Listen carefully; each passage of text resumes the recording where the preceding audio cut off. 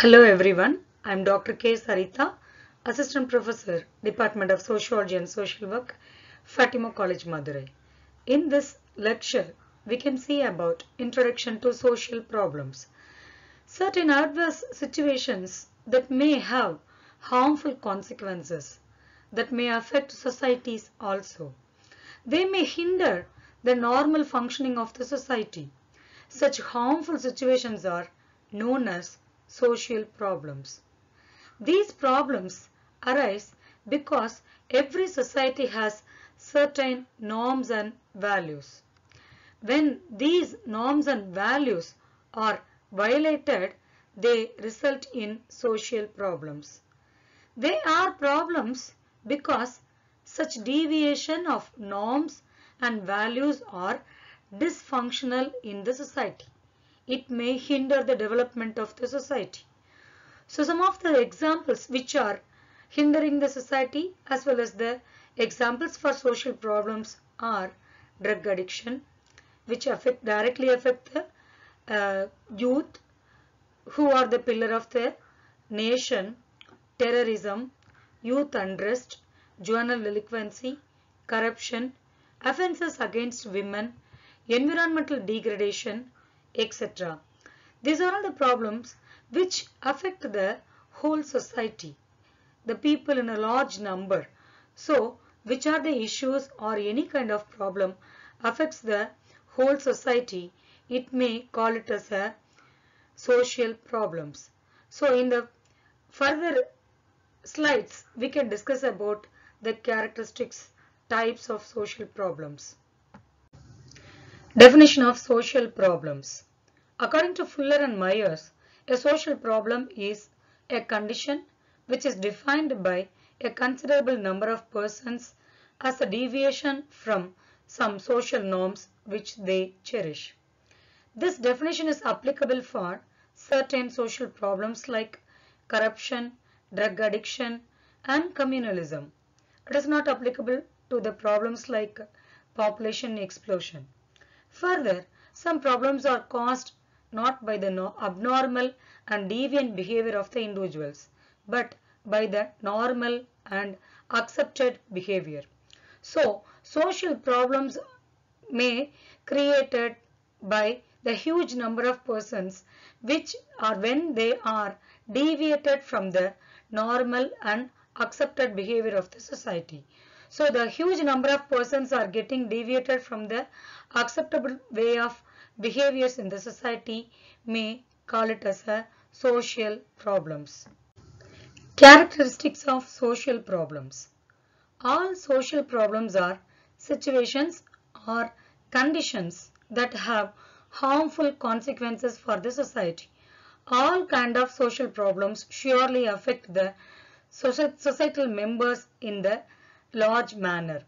All social problems are deviations from the ideal situation, which is the normal and the acceptable way of behavior can be deviated by some group of people can create the problems or consequences to the society. So all problems are deviations from the ideal situation. So the social problems are caused by many factors.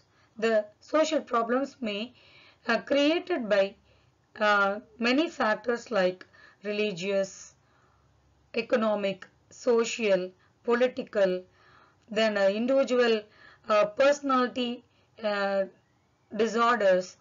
That is when the huge number of the persons have their personality may get disordered from the normal way of accepting behavior can cause the social problems. So social problems are interrelated. One problem can create the another problem. When there is a problem in the family or families can create the problem in the society. So one problem is the cause for the another problem in the society. So all social problems are interrelated. Social problems affect every individual in the society. Of course, the individuals are creating the society. When the problem is arised in the society, that will affect each and every individual in the society.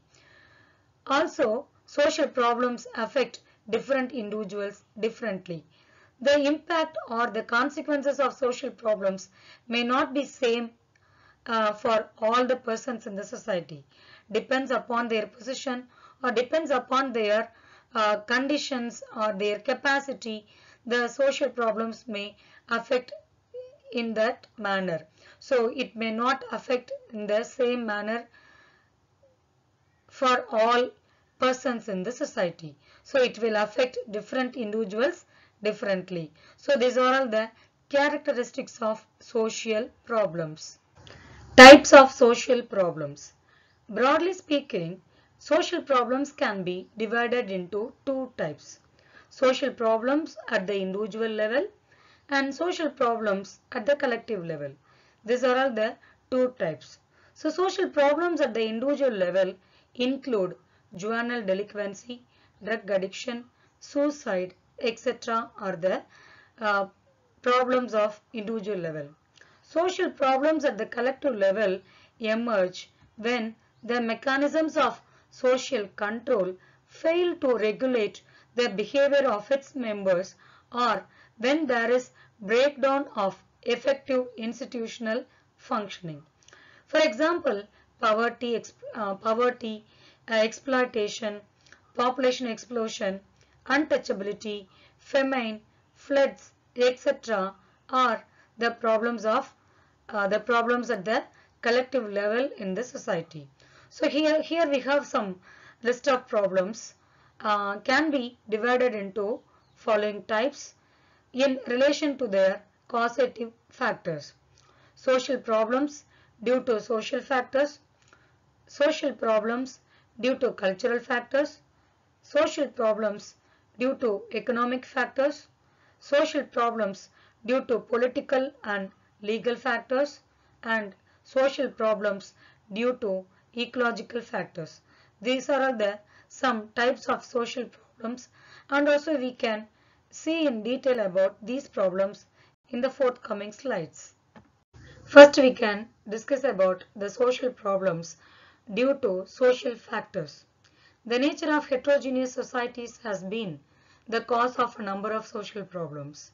In heterogeneous societies like India, where there are the people of several religions, caste, linguistic groups, and tribal groups living together, several types of social problems also can be seen in our country. So the conflict among the different religions or religious groups has given rise to the problem of communalism. In India, Hindu-Muslim conflict has been a major problem. We have also seen conflict between Hindus and Sikhs and between Hindus and Christians. Similarly, the caste system in India has divided the society into various groups. It has led to the discrimination of one group by the other. So the problem of untouchability in India is due to the caste system. So the caste system is also responsible for the educational backwardness of our country. Traditionally, the caste determined the eligibility of the people for education. In the traditional system, education was considered to be the prerogative of the upper caste. As a result, the masses were deprived of education. This explains the high rate of illiteracy in India. So another social factor that may lead to social problem is language. In a country where several languages are spoken, conflict between different linguistic groups can be seen. So in India, we have experienced the conflict between different linguistic groups. For example, in Assam and in Tamil Nadu incidents. Next, we have the social problems due to cultural factors. Several cultural factors have been responsible for a number of social problems. In traditional society like India, some of the cultural factors that have led to social problems that are male child preferences, patriarchal system, lack of regard for public property, etc. So in India, the value system is such that a son in the family is considered necessary. It is desirable to have more sons also. As a result, the members in the family go on multiplying. This has led to population explosion. The population in India has grown at a phenomenal rate after the independence. As elsewhere in the world, Indian society by and large has been patriarchal, where woman is subjected to man. So they are not seen beyond the roles of a wife or a mother. So the woman is given an inferior social status to that of a man in almost every walk of life. As a result, almost half of the population has remained deprived. So this deprivation is compounded when the woman belongs to the scheduled caste or the scheduled tribe. Another trait of the Indian society that has implications for corruption is the disregard for public property. So this lack of respect for public property is one of the root causes of corruption, black money, tax evasion, misappropriation of public goods, and use of substandard materials in public construction. So in recently also we have uh, faced in Gujarat this kind of social problem when we are not having the respect over the public property or public money, we may lose the life of the people. So these are all the social problems due to cultural factors. Next we can discuss about social problems due to economic factors. Economic factors are also responsible for some of the major social problems being faced by the contemporary society. It is more conspicuous in societies of developing countries like India. Unequal distribution of wealth has led to disparity in the distribution of benefits occurring due to development. As a result, there is the problem of poverty.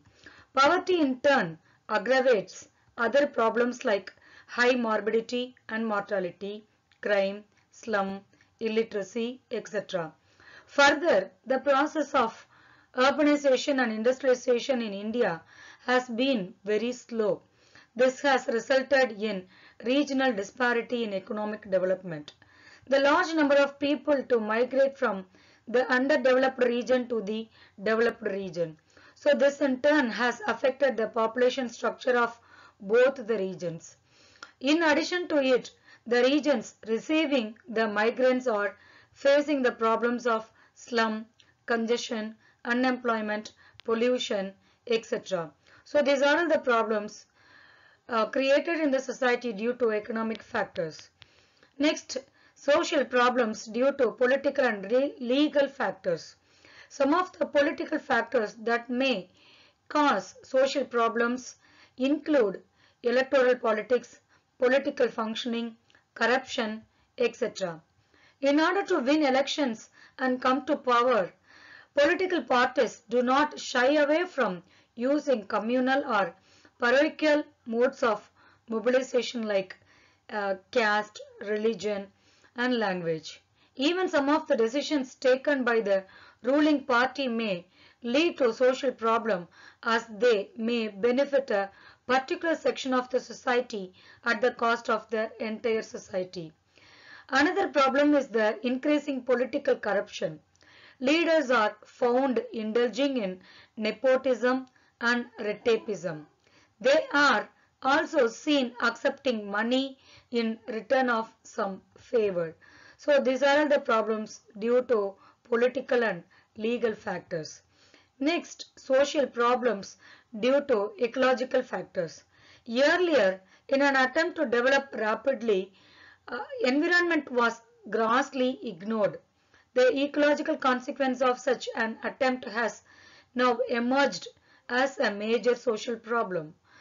Rapid industrialization had led to increase in environmental pollution that includes air pollution, water pollution, noise pollution, and degradation and desertification of the land. This in turn has led to increased morbidity and mortality, emergence of new types of diseases, global warming, ozone depletion, floods, etc. that has threatened the existence of mankind itself. Further, to feed the increasing population of the world more and more, land is being brought under cultivation. So this has disturbed the global ecological balance.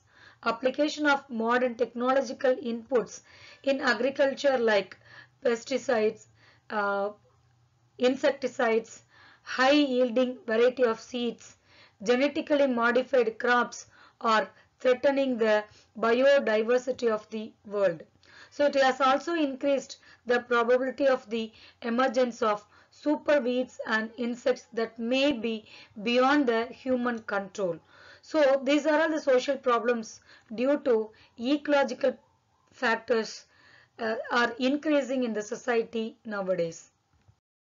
Apart from those factors, some other factors are leading to social problems. According to Merton, social problems may arise because of social disorganization or because of the deviant behavior of the individual. So deviant behavior is reflected in the violation of norms, values, and moral codes. For example, in all the societies, consensus exists on values and interest. Whenever this degree of humanity is disturbed by conflicting interest, we find trends of disorganization in that particular society. Similarly, inadequacies in the social system also cause social problems. Society develops formal and informal mechanism of social control to regulate behaviors of its members. Whenever these mechanisms do not work in an effective manner, the trends of disorganization become visible in the society. So social disorganization is thus manifested in a variety of contexts such as the breakdown in the effective institutional functioning, disorganization of family, marital breakdown, poverty, violence, crime, population explosion, and community disorganization like youth unrest. So, the deviant behavior is reflected in the violation of norms, values, and moral codes may end with many kind of social problems. So in every society, there is a commonly agreed idea of normal behavior. Whenever someone moves away from the accepted norm and behaves differently, that behavior may be regarded as abnormal or deviant behavior. Juvenile delinquency, drug addiction, suicide, and prostitution are some of its examples.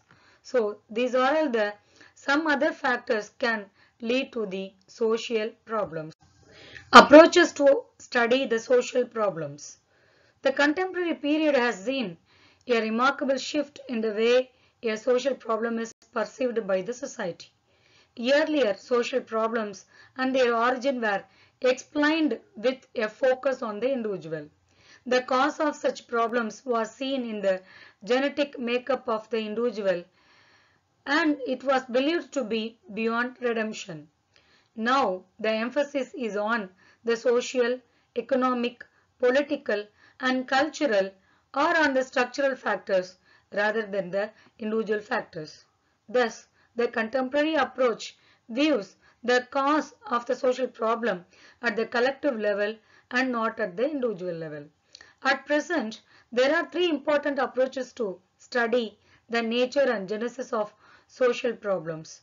They are functional approach, Marxist approach, and Gandhian approach. We can see in detail about these approaches. The functional approach of studying the social problems. This approach views the society as a system. A system is a set of interconnected parts that together form a whole. The basic unit of analysis is society, and its various parts are understood in terms of their relationship to the whole. Thus, social institutions like family, religion, and marriage are the parts that constitute the whole, that is, the society. Functionalists see such social institutions only as a part of the society and not as an isolated unit. This approach is called as the functional approach. Next, we have Marxist approach. The Marxists believe that in all societies except the primitive societies and in the communist societies, the society is divided into two classes, that the ruling class and the ruled class. So the ruling class is a minority but exploits the ruled class who is in majority. So for example, in the feudal society, lords exploit their serfs. According to Marx, some of the social problems in the capitalist society are exploitation of man by man, alienation, inequality, and poverty. In capitalist society, the capitalists exploit their workers. This leads to a fundamental conflict of interest between these two classes, since one gains at the expense of the other. So, all these societies contain some basic contradictions. Therefore, they cannot survive in their existing form. So, the problems in the society are due to contradictions inherent in the system itself among two classes or among the groups. This approach is called as Marxist approach. Next we have Gandhian approach. Gandhi gave an altogether different perspective to the understanding of the social problems. His views on social problems are contained in his ideas of Sarvodaya and Swaraj. Gandhi's views are based on the values of truth and non-violence. Gandhi regarded society to be a unified organization. Thus, he was not in agreement with the Marxists. According to Gandhi, though the interests of different classes may clash, the fact of conflict of interest does not assume primacy over the unity of the community. This approach is called as Gandhian approach. So in the previous slides we have discussed about the approaches to study about the social problems. In this slide we can discuss about what kind of a societal response we can give for the social problems. So social problems are threat to the stability of the society. Of course, it's a very big social issue. So solutions to the social problems can be found if the causes of the social problems are identified. So once we identify the root cause of the problems, only we can give the solution for that. So social problems are usually caused due to multiple factors. However, with a proper analysis, the chief factor, the cooperative factors, and the minor aggravates in the origin and development of the social problems can be identified. After understanding and judging the social problem, the social response should be constructive so that effective action can be identified. Society may introduce positive changes in the existing institution or may establish a new institution to overcome the problem. Thus, the society's response can be at two levels: organized response and individual response. So, organized response is at the collective level and is taken by the state or by the organizations like non-governmental organizations and self-help groups. At the individual level, it is the effort made by socially concerned persons to combat the problem. For example, efforts of Baba Amte to eradicate the problem of leprosy. But many problems are such that they are very difficult to control, like those problems that are occasioned by natural factors such as flood, earthquake. In such cases, the society can take efforts to minimize the impact of the problem earlier. So, these are all the response by collective level as well as the individual level, and also about the need-based level we can give response to the social problems. So together, if we fight against any kind of problems, we can come across or combat the problem very effectively. So these are all the societal response we can give back to the social problems. So far from this lecture, I hope you might have had some idea about the social problems as well as the types, characteristics, approaches, and how to respond for those social problems. And I would like to thank everyone for your listening. Thank you.